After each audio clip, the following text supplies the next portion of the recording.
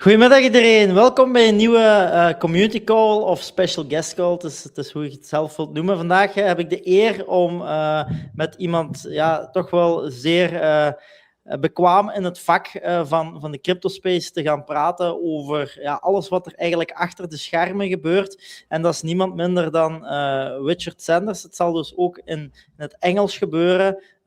Dus als jullie vragen hebben, stel ze gerust in de chat en dan gaat Richard die ook beantwoorden voor jullie. Hè. Dus dit is echt wel een unieke call waar ik al heel lang op zat te azen, zal ik het zo even zeggen. En vandaag hebben we hem in ons midden. Welkom Richard, how are you? I'm doing great, how are you? Yes, nice.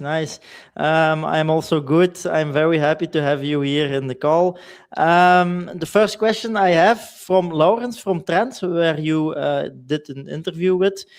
Did you receive the printed version of the article in Pennsylvania? Received the what version? Oh, yes, I did see that. Okay, nice. Okay, it was a question from him. If you received the printed version in your hometown. Let's start. The first question that I have for you is, how did it actually start? For those who don't know who you are, can you give a quick or short introduction from yourself, actually? Sure. So there's obviously some background I can't talk about, but the background I can talk about. So I started off in cryptocurrencies in 2016, assisting on counterterrorism cases. And kind of the irony of that is that 10 years later, that's still what I'm spending a lot of my time on, despite the fact I'm in Ukraine. 2017 or 18, it's all been a blur at this point. I co-founded Cypherblade, which is now Crypto Forensic Investigators. They were a first-of-kind crypto investigations company. Meaning like they were the first service you could come to that was like a crypto 911. Nowadays, there's a lot of companies like this, like Zero Shadow, many other viable competitors, but it was the first one at the time, so very successful business. Yeah, I know. I did some research back in the times, and when did you start with Cypherblade back in the time? I think it was 2018. Which I did up until 2023. And then 2023, I stepped away from all that. These days, I work strictly independently. So I'm an independent advisor for law enforcement and intelligence agencies all around the world, obviously primarily in Ukraine because it's where I live. But on a daily basis, I'm helping Ukraine's partners as well, including partners throughout the EU. Yeah, you're now physically in Ukraine, I understand. That's correct. Yes, nice. Nice and not nice actually. It's very, very sad there what happens. But you work as volunteer with the National Police, or must I see it?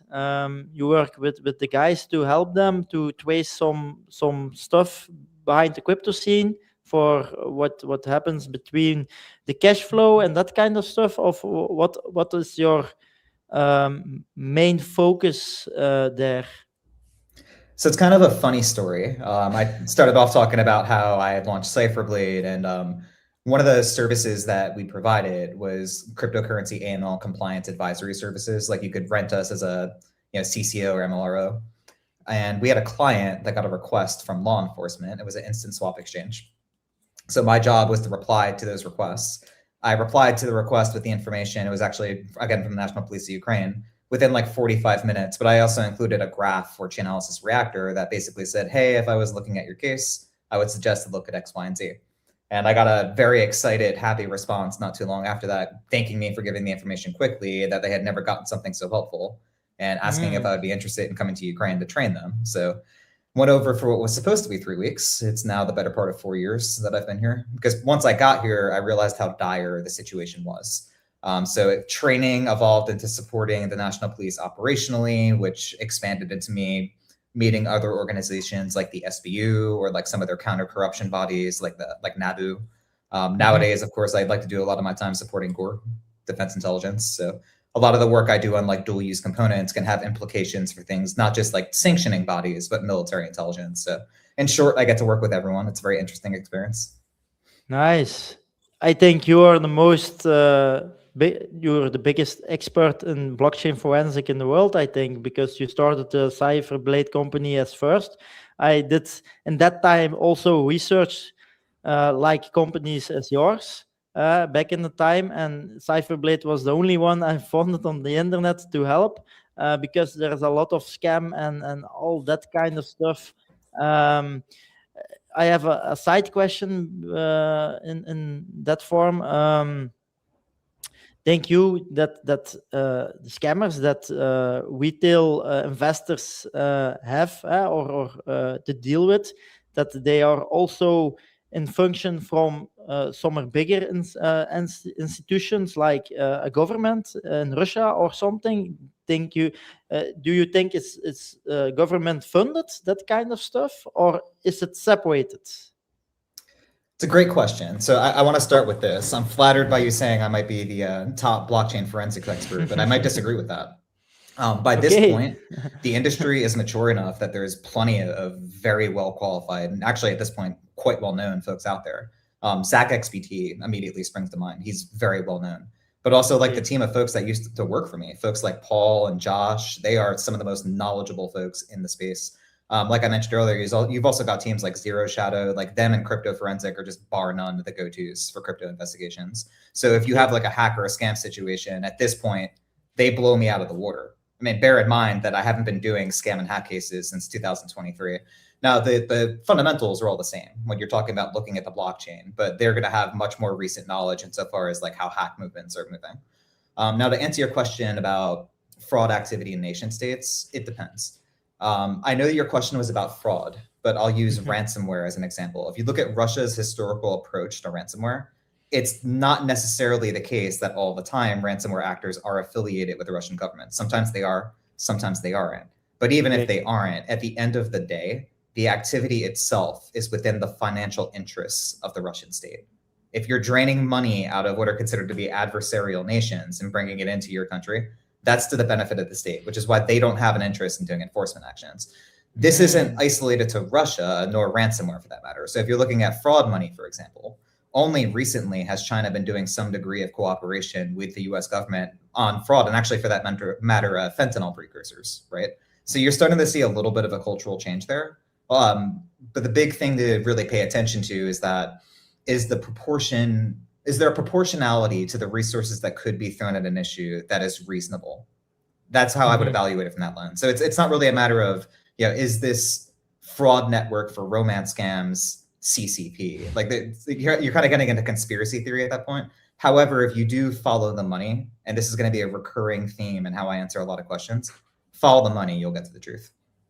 Yeah, and then it's a big network, because they uses also sub wallets and the main wallet and that kind of stuff to fragment everything. I read also an article from you that you tracked more than 11,000 crypto addresses with That needs chain updated by analysis. now. What's how many is it now? What's the stand now? I think my count for Chainalysis community eclipsed 18,000 individual submissions today. But that actually ties into what I will say, as humble as I am known as best in the world at, which is wallet labeling and wallet collect. So let's explain a little bit about what that is and why it's important. Thanks. If you have any analytics tool, Chainalysis, Crystal, Elliptic, any of these, the common thing is that these are basically just visualized block explorers, right? We all know TronScan, EtherScan, Blockstream, all these. What these do is they visualize blockchain data. What you're really paying for when you're paying for access to one of these is wallet labeling, the wallet information database. Because that's the difference when you're looking at a wallet and the counterparties of that wallet is this wallet's counterparty 0x, pseudonym, you don't know what it is, maybe it's a service, maybe it's not, or that's Binance, or that's Hamas, or that's a hosting service, and so on and so on and so on. Without wallet labeling, these tools are worthless. Now, for varied reasons, I'm sure we'll get into under other questions that we might discuss.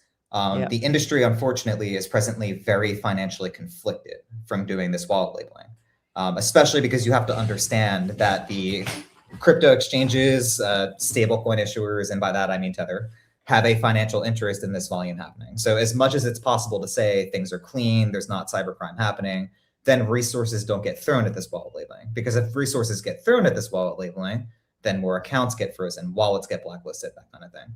So there's been a big trend in this industry since 2022 when this lobbying really went haywire with Binance and Tether to go against labeling things, to say crypto crime is down. So that's basically what I've been fighting about for the past 4 years, trying to solve for that issue.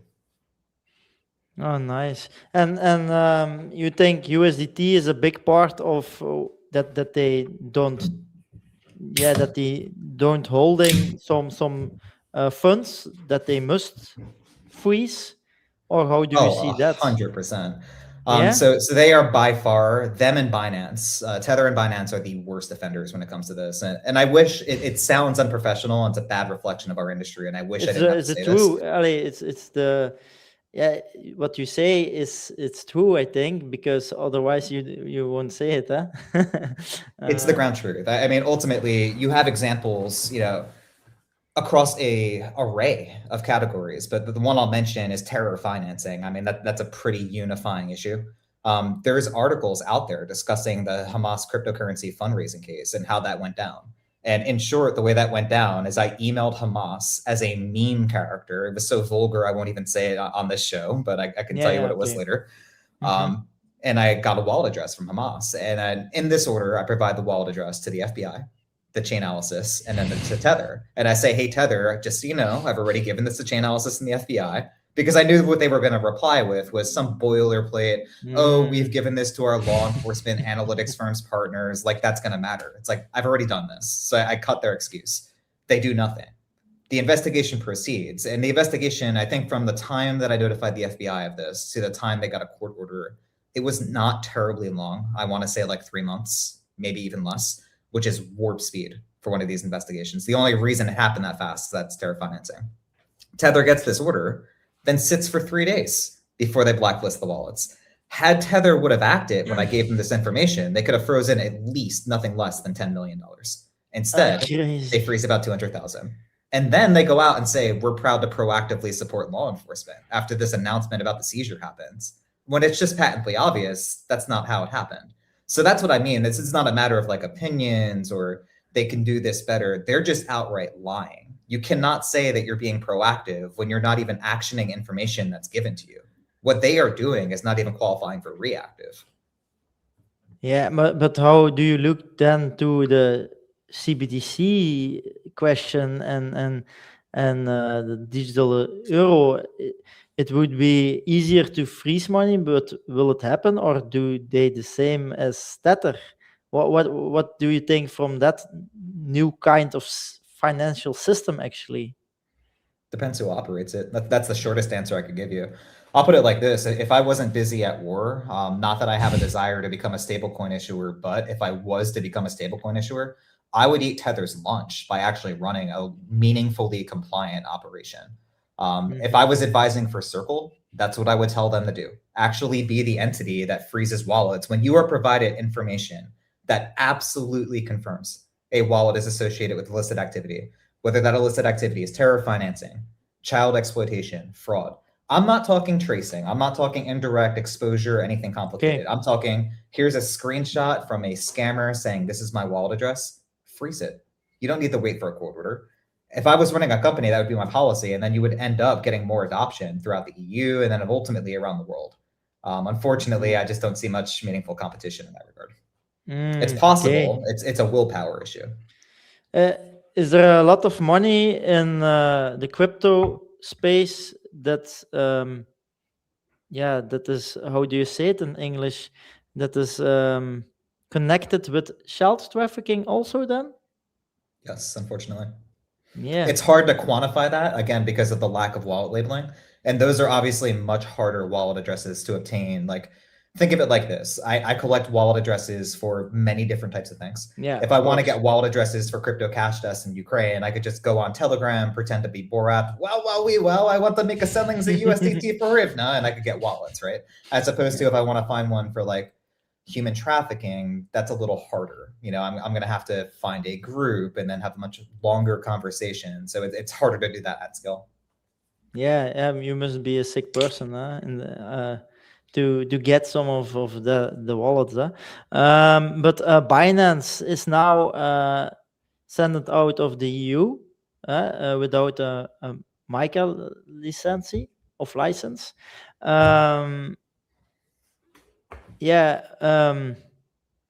Is this the way you wanted it, or do you push millions to that shadow exchange now? How do you see that Binance now is delisted from the EU? Is that good or bad? It's a fantastic thing. Okay. Look, if Binance meaningfully changed for the better, then my opinion would change, but they haven't. They've just gotten worse. So let's go over a little bit of history on Binance. Okay, when I thanks. gave that time frame of 2022, that's when Tether and Binance started doing all this intense lobbying. That was also around the time that Binance picked up a few particular former public sector people, paying them 10 times their salary, and they would go to these conferences claiming absolutely absurd things. In 2023, Binance has their enforcement action. Now, I'm not going to take the sole credit for that. However, what I will say is that, as just one example, I was reviewing a return in partnership with the National Police of Ukraine on one of their investigations from a Binance account. It was an account that was registered, and I really want to gauge your audience on this, just to hear their reaction, because I think this is an example a layperson can understand. Does it make sense to you that an account would be registered to a babushka in Ukraine that works at a grocery store and does $3 million through the account and 1/4 through API? Most of your audience probably hasn't messed with API. I don't know, maybe I'm wrong, you're traders, so maybe they are more using API, but I think most folks in that crypto space haven't even used API on crypto exchanges.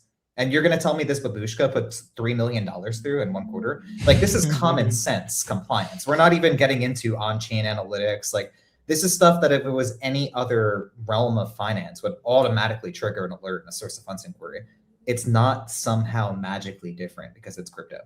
So when that happened, I popped off, and I won't specify specific agencies, but I called some folks back in US government. I said, if they don't have an enforcement action soon, I'm just done. This is a lost cause. We got to do something. So they get their enforcement action.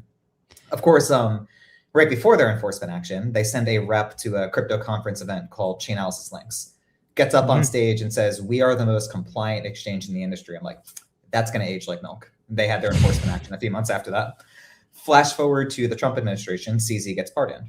What ends up happening? Binance doubles down on everything they've been doing. Basically, everything Binance had the enforcement action for, they are doing now, but worse. They have gotten no better whatsoever. They are continuing to just outright and obviously lie. And the most potent example I'll give you of that, you have their chief compliance officer, Noah Perlman, that I can't emphasize enough. I look forward to him being criminally prosecuted because it is that insane what he's doing. When you are on public record saying that you have no direct transactions with Iranian exchanges, and anybody in this space with access to an analytics tool besides TRM, which is another issue we could talk about, can fact check you on that and prove you wrong, which includes their supposed 1,500 compliance staff. When your 1,500 compliance staff can fact check you and don't, what does that tell you about Binance as a company when their chief compliance officer lies openly and just expects nobody in the industry to call it out, or nobody on his own team to call it out? That tells you everything you need to know about Binance. And I could use that one example alone because people ask me, how come Binance didn't end up succeeding with Mika? Yeah, that one indeed. example is sufficient enough. I mean, I could tell you tons of more reasons, but that one example, if you're the chief compliance officer and you're lying about something that anybody can check turnkey, you're not going to get your license approved. Yeah, indeed. Nice to know. Do you think Binance is actually in problems now, or how do you see the future for Binance? Because it's a lot. Europe is very big. Or they have, is there another exchange that can make it further than Binance now, like Kraken? How do you look to Kraken as compliance? I think Kraken's compliance is pretty solid. Not perfect, but nobody is perfect in this industry. Generally speaking, like the exchanges that I've seen that are still operating in the EU, they're responsive to me if I give them something. And by responsive, I don't mean they're not like giving me records. We don't circumvent process. If I need records, I go through my public sector partners. But if I notify the likes of Kraken, Bybit, OKX, Coinbase, if I notify them about something, they take an action. If I give them a deposit address that's associated with a scammer or something illicit, they're going to shut down the account, which is the way things should work. The other thing that's really important, if I label wallets, because all those exchanges I just mentioned, this is out there, they're Chainalysis clients, that they're out there and they promote that, so I'll say it.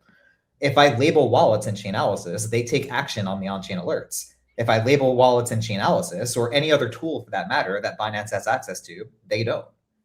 I mean, these systems work in terms of not just crypto investigations, but AML. It pulls out of the same database. These systems all work exactly how they're intended to, but they're making a conscious choice in Binance not to action anything. Now, as far as like EU market share, I would defer to you and your audience on that because I'm not a trader, full disclosure. But I personally don't see anything that Binance offered that any of these exchanges can't fill the gap with. As far as how it impacts Binance, I mean, Binance, I can explain their entire choice on this very simply. They made a calculated choice, which is that facilitating money laundering across the board is more profitable to them than remaining in the EU. Full stop. That was their calculated decision on this. Okay. Are you still yourself? Are you still self in crypto, or do you not trust the exchanges anymore? How do you do that? Are you involved in crypto or not? The extent of my involvement in crypto at this point is that the only cryptocurrency I hold is for these transactions. I used to hold crypto, like when I was in Cypherblade. But I think, I mean, that's for two reasons. One, I had to self-fund almost everything I've been doing for the past 4 years. So that's one reason. Two, as much as everybody wants to be wealthy, I have the rest of my life to make money. And quite frankly, it's nice to be liberated and not that at any point I felt me holding crypto made me feel like I had to speak a certain way. Maybe it's because I wasn't holding tens of millions. But the fact that I could not possibly care less about what the USD exchange rate is for Bitcoin right now, that puts me in a position where I could speak about things openly. I believe in blockchain tech. I want to be super clear about that. I'm not trying to suggest like, I hope crypto all burns to zero and you all get screwed over. That's not what I'm going for here. But when I can say these things so openly, it helps when it shows that I don't have a financial conflict of interest. Not that that's required of me, but I just think it's ethically the right thing to do. Yeah, it's nice to see actually. Tether froze about 344 million to Iran's central bank, I think. Would your Hamas test have ended differently today, or does Tether freeze selectively? What do you think about that question? Tether freezes when they fear they have to at risk of an enforcement action or something incredibly adverse, which basically means that they will almost always freeze only with a court order. The only exceptions I've heard of that, and it's an amount that is less than I can count on two hands, is when there have been like certain circumstances with very big names in the industry, which really begs the question, by the way. If they're willing to freeze funds, if they're notified from somebody like ZachXBT, I understand that might have happened once or twice. What does that tell you? It's a publicity stunt. It's not a meaningful decision.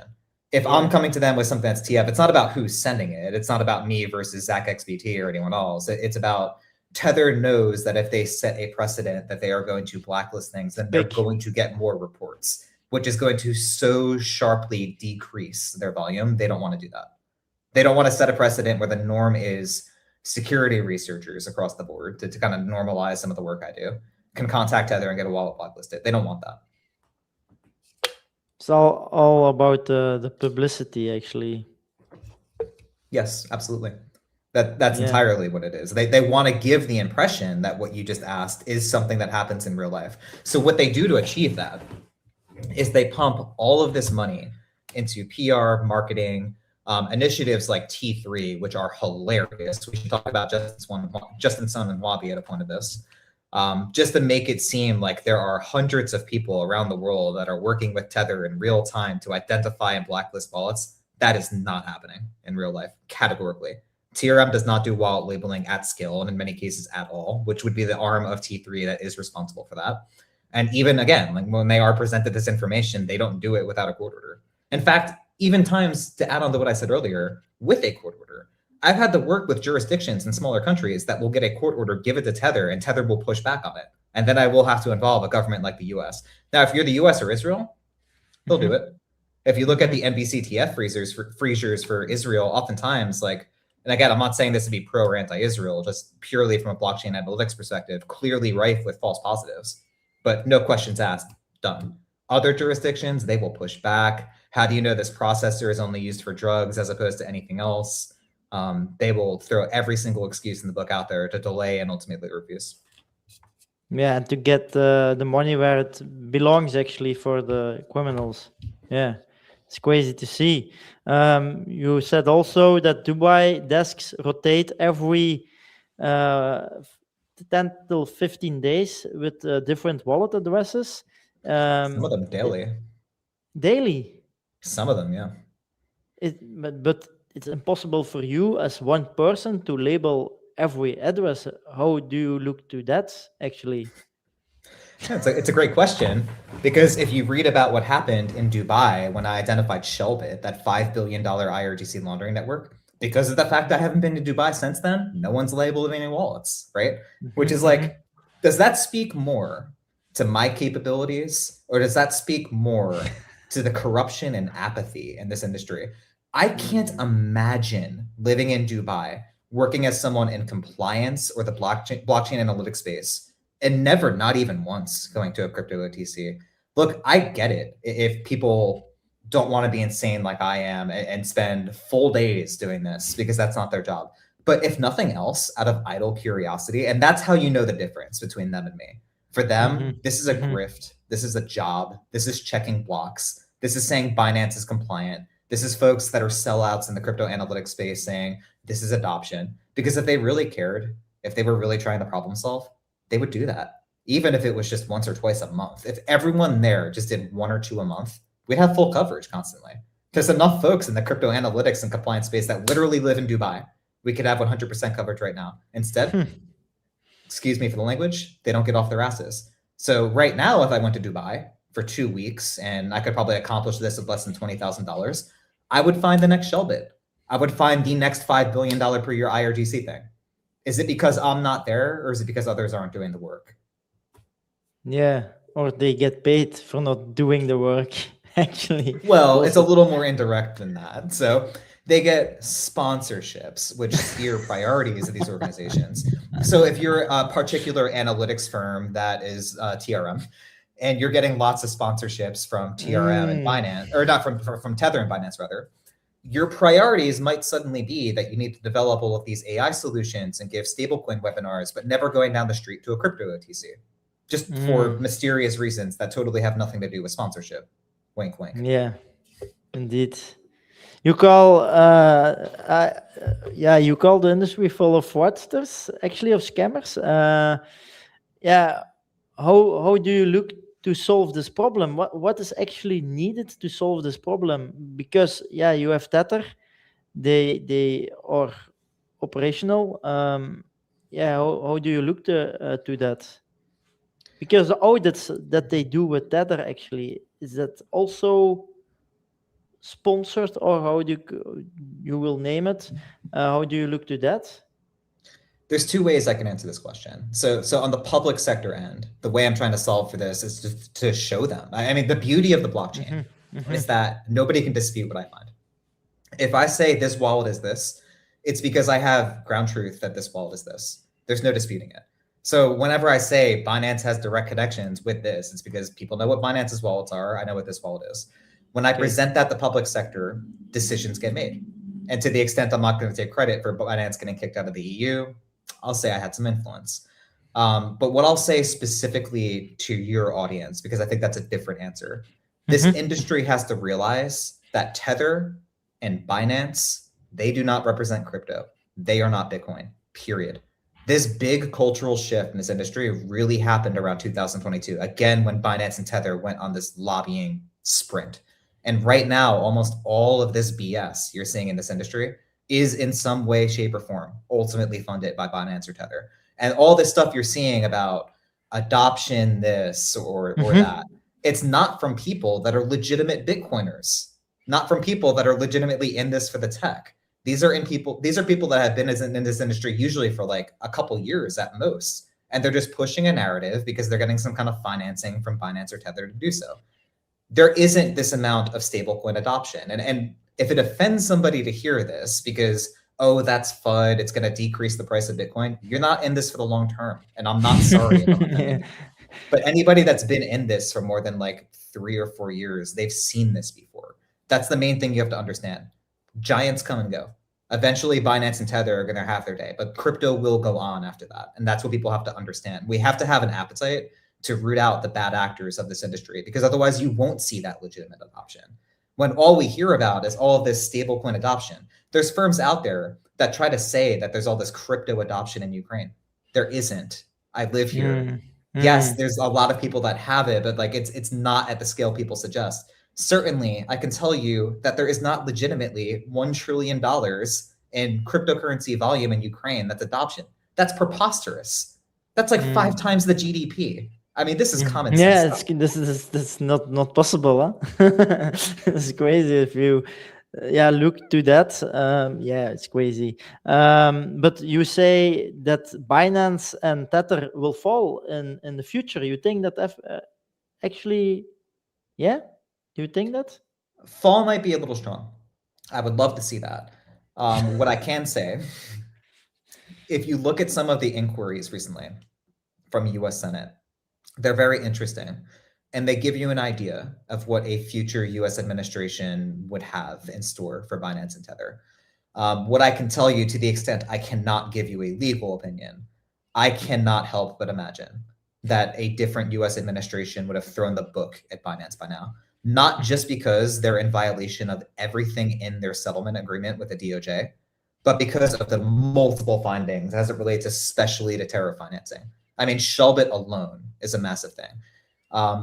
If Noah Perlman, and this is an open public challenge to him that I really hope that your viewers share and spread out there, because this would be like the silver bullet.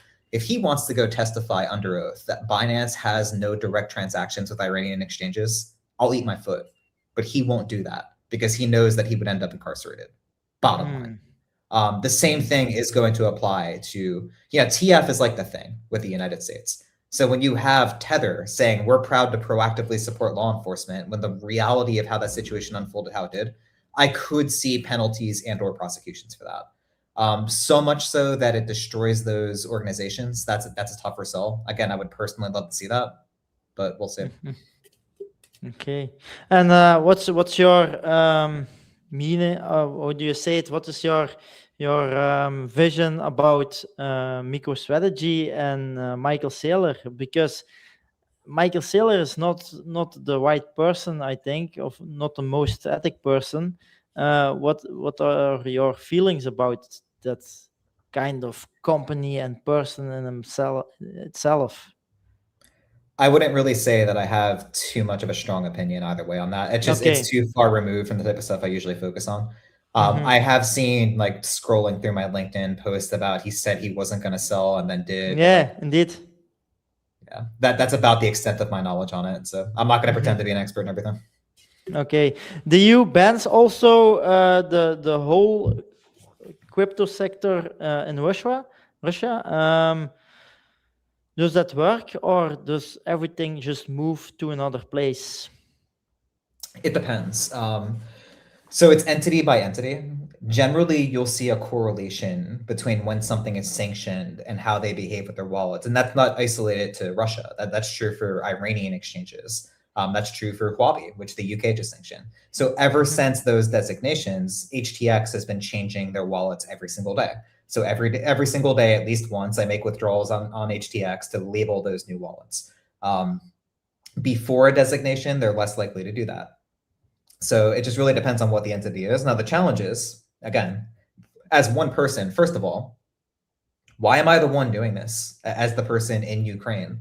Right now, I'm in a relatively safe place, but like I often go to places that are at or near the front line. Why am I the one that has to do this when anybody sitting in a safe, air-conditioned office anywhere in the world can be doing this work? So there's this dilution of responsibility. Even if you just look at how many entities was it the UK included in that designation, it was a lot. It was more than a dozen, if I recall. I cannot, even if that was all I focused on full time, keep that wallet labeling current. So this is something that needs done at scale. But again, it's that whole dilution of responsibility. Public sector assumes that private sector is going to do it and vice versa. And then again, when you're reading, if I didn't exist, if I died tomorrow, what you would end up reading in 6 months is some blog post from TRM Labs saying that Russia's sanctions evasion volume is down. And then nobody would do the work Because if you're a decision maker in government and you read a report that says this activity has decreased, everything is fine, the last thing you're going to do is throw resources at detecting that activity. Does that make sense? Yes, indeed. Thanks for the insights. I have also a question from one of our viewers. Could financial regulators like the IMF or ECB be introducing system risk by basing macroeconomics policies on flawed assumptions about blockchain transparency and actually liquidity? What do you think about that question? That is a hell of a question. I think it would need to be more specific as to which transparency and liquidity for like the entire ecosystem overall, or for particular blockchains. Are we talking about primarily like blockchains that stablecoins are using, or is there a way to get like a follow-up for that? I think, Dirk, kunt je daar even uw vraag iets meer gaan verfijnen en detailleren? He will about data availability. So the short answer I'll give on that is yes. I mean, like we could reconstruct several ways that could be. I'm going to use an example that's not directly responsive to those entities, but it's more responsive to the sort of work I do on a daily basis. There have been multiple folks from the crypto analytics space, including some that have testified under oath, that there is not enough liquidity in the entire cryptocurrency market for mass scale sanctions evasion to take place. There were at least 2 people that testified under oath to that theme in 2021 and 2022, respectively. Yes. What I've proven is that that's not true. What I've proven with cases like Shellbit is that there's actually plenty of liquidity to accomplish that kind of thing. So you can make assumptions based upon flawed, incomplete data, or how you're representing that data, that steer policy that lead to very dangerous situations like that. Okay. Another question from me, actually, a whole other question. Crypto paid sabotage has spread from Odessa to Poland, Germany, and the Baltic states, that kind of stuff. Do your wallets ever point to Belgium? What I can't say too much about what I have found in other countries, but I can say yes. I just can't get into specifics. Across the board, that has been a huge issue. And it's funny because you mentioned Odessa at first. Odessa was the first place that I came across that, and it set me on a hunt for that across Europe. Look, across the board, it's the same theme, though. It's the lack of wallet labeling. What I have done in Ukraine, I've just replicated in other countries. So like in Ukraine, Odessa, you mentioned as an example, I'll get a wallet address that's associated with a Russian hybrid operation. There's one called Stockgrave. I could talk about this because it's wide out there now. So I'll get wallet addresses that are associated with that Russian campaign. I'll get wallet addresses for a crypto cash desk in Odessa. Hey, guess what? There's an A to B connection. That's actually something the authorities here can do something with. And it sounds, I know that you just got a kick out of that because it sounds so trivial. I promise you, it's that easy. And that's the crazy part. You have this analytics space that wants you to believe that all this stuff is so complicated and these deep graphs with hundreds of hops. No, in real life, it's like you just need to label 2 wallets. It's just that nobody's doing the wallet labeling. But you do the same thing for other jurisdictions. The exact same thing I do in the UK. I go to the UK. I dress up as Austin Powers just because it's funny and I want to prove a point. And I go to more crypto cash that's there than the entirety of the analytics industry and public sector has done. I get these wallets. I connect it to the IRGC wallets I have. It's not crazy. Same thing all over Europe. Is the reason the system isn't fixed simply that there is too much money that once it's broken? Have you ever felt pressure not to investigate that? Yes, to both questions. So a very commonly known example of this issue is crypto ATMs in the US. It has been known for a decade now that these things are just used for almost entirely scam payments, which is to say that the people that are running these crypto ATM companies make a living off of taking a cut of scam proceeds. Now, I'm not going to suggest that crypto OTCs and cash desks are that bad by percent.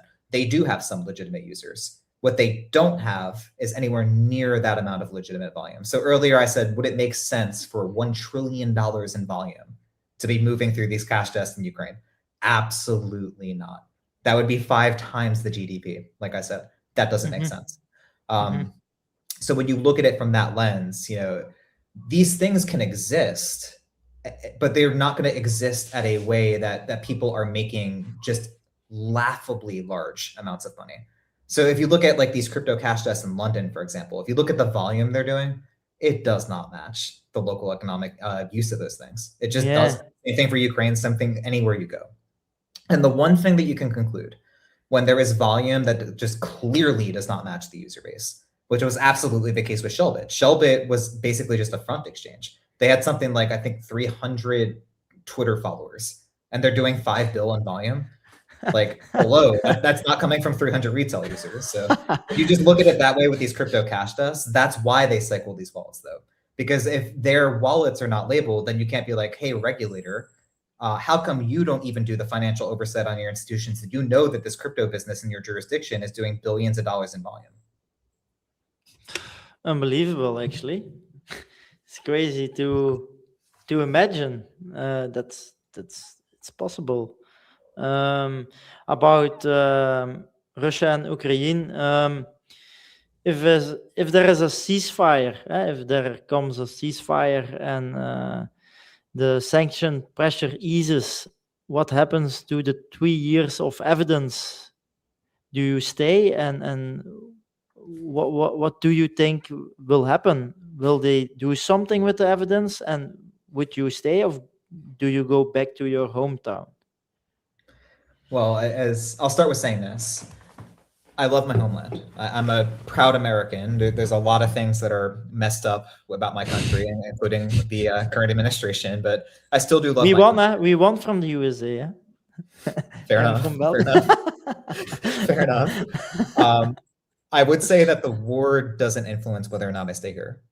So I'll start by answering the question from like my point of view, but then I'm going to branch that out to like what happens from the crypto compliance analytics sense, because I think those are 2 separate questions. Okay. For my purposes, it doesn't really matter where I am to do a lot of what I do. I could be doing 90% of the work I do for Ukraine remotely, which is why I travel so often. I would say that even if there is a ceasefire or a full-scale peace, some of the hardest work that I would have to do to support Ukraine might actually be after the war, with like combating corruption, for example. As for how that impacts Russia, I think that's more a question that's less about me and more about the ecosystem. I think you're more likely to see a wind down. And what I mean by that is like, you can look at Iran as a recent example. There's the peace negotiations, they have the MOU. They start talking about winding down sanctions. It's gradual though. It's not like you flip a switch and then all of a sudden those exchanges are all unsanctioned. So I could see it being gradual that way. Plus, you have to look at the different players in the ecosystem, right? The US might be keen to undo their sanctions, but the most important sanctions that have taken place in crypto recently happened this year. The UK sanction and the EU 20th sanctions package. The EU might say, screw this. The EU with a 20th sanctions package, just so your audience has a little bit of understanding on this. The super long story short on that, as far as how that impacts crypto, it's the most impactful Russian sanctions that have taken place to date with crypto. Because if it's a Russian business on chain, it needs to be treated like it's sanctioned. So I mean, like that could continue even if the US lifts their sanctions. At this point, the EU and the UK have more meaningful sanctions on Russia on their crypto infrastructure than the US does. And I don't see that changing. So it's not just a decision about the US. The US has been seen as like the primary driver behind the outcome on this, but that's not the case anymore. Definitely not with crypto. Is it bad for us as investor, that sanction from the EU? You might not love this answer, but it's me being brutally honest. If crypto sanctions adversely impact the price of digital assets, then this industry is not mature enough, to the extent this is not investment advice, but this industry is not mature enough for you to be putting that much into it. What I mean by that is that I perpetually see these things on LinkedIn talking about like how Sberbank might adopt digital assets, like, and they're promoting this like it's a good thing, like, this is adoption, please buy so the price goes up. It's like, you do not fundamentally understand or believe in this tech enough if you need to celebrate something like that, or if people are so emotional because something gets sanctioned that they panic sell. Like if you're panic selling at that point, again, I'm not even a trader, but it's like, you don't understand this tech or the value. Yeah. So like if there is a price decrease because there's sanctions, so be it. Okay. I have 3 questions left. How does a retail investor check if an exchange is behaving or not? What are the red flags that they can spot by themselves? That's a great question. So I'll answer the immediate question that people probably want to know, which is things like, are they solvent or not? And I would say there's a lot of good stuff out there in the public space about that. A lot of exchanges these days are doing things like proof of solvency. What's not out there due to financial conflicts of interest are people that are calling out exchanges that are doing the wrong thing, which is something that you should know as a consumer. And to be clear, I mean, I am no fan of Binance, but I'm not suggesting they're insolvent. So like if Binance were to see an enforcement action or even be sanctioned, it's not like people on Binance are going to be losing their funds. Like that's not how it's going to work in real life. You saw that same thing with HDX. What I would say is follow people in the crypto analytics and compliance space that are not financially conflicted. That's the important part. So like a good firm for that is Nominous. They are putting out content where like they're not afraid to name exchanges if that comes down to it. But if you're reading content and it shows like we're investigating terror financing and the funds go to mainstream exchange one, it's like we all know that's Binance. Just say it's Binance. So yeah, focus on the right folks. On unfortunately, you're not going to find this on crypto Twitter. You might have to get like a lurker account on LinkedIn, but follow folks like with Nominous. You can follow me. You can see like who I share, and that'll point you in the right direction. Okay, thanks for that. Thanks. The governments pay millions to Chainalysis and TOM, yet cashbacks addresses are barely labeled without your work. At the end, what are these companies then actually doing? Yeah, it's a great question. It's the same question I've had for the past 4 years. I mean, I wish I had a better answer than that, but that's the ground level truth. They're not wrong to ask that question. These companies will charge $130,000 per year per license. And it really begs the question. I was able to find Shellbit for about $65,000 for my entire trip to Dubai. So, I mean, yeah, it's a great question. I don't have a good answer for that. They have terrible priorities. They're financially conflicted. They find it appropriate to dump 60 mil plus into AI and not spend a few $1,000s on wallet labeling. That's what it comes down to. It's giving this illusion of success, this illusion of look at us, we're innovators. If you have time to do stablecoin adoption webinars, if you have time to tell everybody that Tether is proactive and Binance is wonderful, you have time to make a Telegram account and message for wallet labels, period.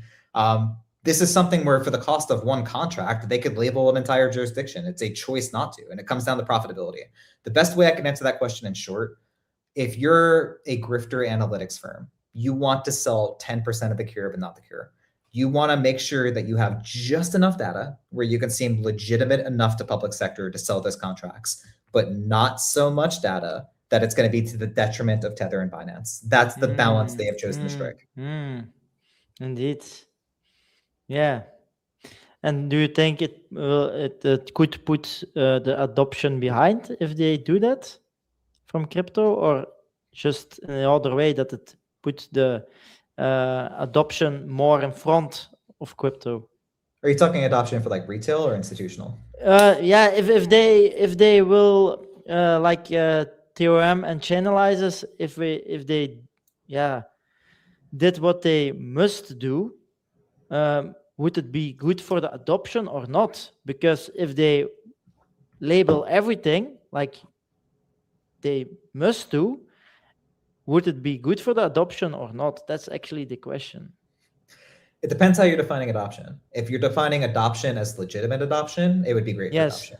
If you're talking about adoption as far as immediate on-chain volume, in the short term, it would be bad. But that's just because a lot of this volume, unfortunately, and a lot of people might not love to hear this, but it's the truth. A lot of this volume is problematic. Now, once you root out that activity, if you notice what these firms are doing, it's these constant stablecoin adoption webinars, or like the example I gave where they're like, all of this volume is legitimate adoption. It's like, no, it's not. You're just not labeling wallets. What that ends up hurting is actual legitimate institutional adoption. I can't name the banks, but I've had several banks come to me that want to integrate crypto, big names in jurisdictions like the UAE. and they ask me for an opinion because they know they can't trust these analytics firms.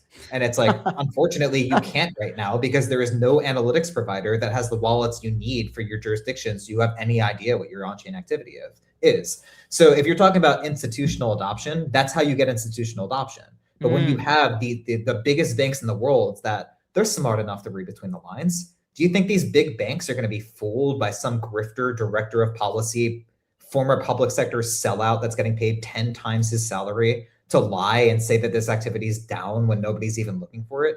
A big bank, all they have to do is message one person and they get the truth. If you legitimately believe in crypto and you want to see adoption, you want a clean industry. You don't want grifters saying things are clean and openly lying. So it's I guess the best answer I can give you, it depends if you're in this for the long game or not. If you're in this, long game, again, I don't long care about game. trading, but like if you're somebody that legitimately cares about this and you want to make a profit long term, the way I would look at it if I was a trader, Me too. I'd be Me hedging too. my bets on a clean industry. Of course. One measure that if you had the chance to make one measure tomorrow worldwide, what is it? What would you do? Specific to crypto, I'm guessing, not like overall. Yeah, maybe both. You can say both. It depends what you think. Yeah. The one I'll give for crypto is that it should be illegal for crypto businesses across the board. I want to capture every single type of financial service to sponsor analytics firms. That creates a financial conflict of interest that is just so obvious that it's absolutely disruptive in every bad way possible. Despite TRM Labs' general counsel swearing up and down that those sponsorships do not influence their publications, there is not a single legitimate, credible, and honest expert in this industry that would tell you that's true. So I think in terms of solving this issue, I would start with something like that. I could give you a more complicated answer, like we should have a task force in every single jurisdiction that's devoted to wallet collect, but I'm working on that. I don't need to wish for it. That's going to happen and I'm going to get my way. It's been an uphill battle for 4 years, but I'm actually getting some headway on that. As far as like what to do around the world, that's a tougher question. I mean, I don't think we're in a situation of like world peace in our lifetime. I'm just being realistic. Yeah, 12 years in the army, course. I was doing this crypto stuff, and there's always going to be war. So Yeah, I'm also in the army active now. How long was you in the army as officer, I think, or not? no, I was a NCO. I was a staff sergeant when I got out. So crusty. Okay. Yeah, it's actually kind of fitting for what I do now because I'm the voice of reality. And you know, you've probably dealt with this as an officer. You've probably had that sergeant that's been in longer than you have. That's been like, sir, this doesn't make sense. We need to do it that way. Maybe they've got some combat deployments. Yeah, I'm like, it's the same thing I was doing in the army, except now in crypto. It's like, hey, executive, this is not how it works. You need to do this. You know. Yeah. Of course. With me, it's the same. Yes. Is there something you want to say to my public that you can say about what's important for you? I just want to say thank you. I'm actually very blown away that people that are focused on things like trading would even have an interest in this, to be quite frank with you. It is incredibly refreshing. And when you want to see an industry that actually moves towards legitimate adoption, this is the kind of thing that you need to see. I mean, there are tens of thousands of accounts out there that all they talk about, the price went up, the price went down, the price went up, the price went down. It's like, if you compare that to what should be a groundbreaking story, like something like what happened with Shellbit, and that doesn't get out there, again, it just really shows you how financially conflicted this industry is. Of course, people don't want to share what happened with Shellbit because it makes Binance and Tether look terrible. It makes this industry deservedly look terrible that somebody went to Dubai and side quested a $5 billion TF network. That's not a testament to liability. It makes this industry look like garbage. So again, I really want to express gratitude for that as much as possible. If you can share these things, I don't mean from me specifically, but get out there and like do your research. Don't trust people, verify. That's the beauty of the blockchain. You don't have to trust anybody. If Binance is saying they have no direct sanctions violations or TF, ask somebody that actually doesn't have a financial interest for the truth.